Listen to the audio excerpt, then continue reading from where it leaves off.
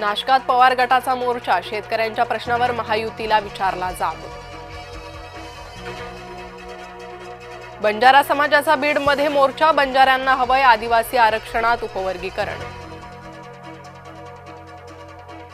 वक्फच्या निवडक सुधारणा लागू, न्यायालयाकडून गैरमुसलमान सदस्य संख्येवर निर्बंध, सरकार आणि विरोधक दोघांना सांभाळून घेत दिला अंतरिम निकाल.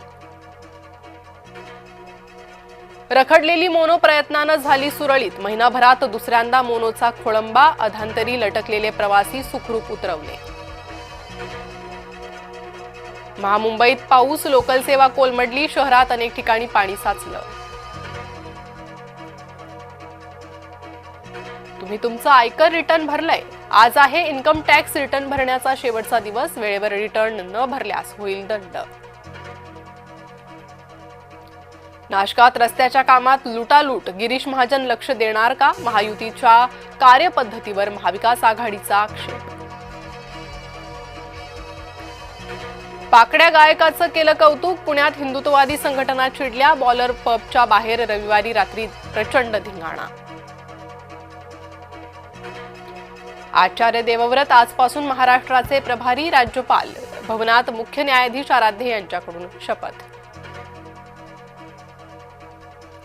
संजय राऊतांवर चहूबाजूंनी हल्ला, अमोल मिटकरींचे धक्कादायक विधान, आमदार मिटकरी म्हणाले राऊत यांची जीभ हासाडली पाहिजे. नितीन गडकरींचे वक्तव्य पुन्हा वादात, इमानदारीनं 200 कोटी कमवले, नितीन गडकरींचे वक्तव्य ठरले लक्षवेधी. मुंबईच्या संजय गांधी राष्ट्रीय उद्यानात कबूतरखान्याचे उद्घाटन, राष्ट्रीय उद्यानातील जैन मंदिरात बनवला जैनांनी कबूतरखाना. नाशकातल्या बैठकीत मराठे आपापसात भिडले, मराठा विद्या प्रसारक संस्थेच्या वार्षिक सभेत राडा, मविप्रच्या खासगी विद्यापीठाचा मुद्दा ठरला वादाचा.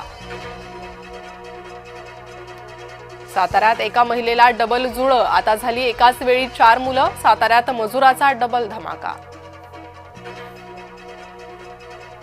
धनगरही अनुसूचित जमातीतल्या आरक्षणासाठी सरसावले, बारामतीत आरक्षण श्रेणी बदलासाठी धनगरांची लवकरच बैठक.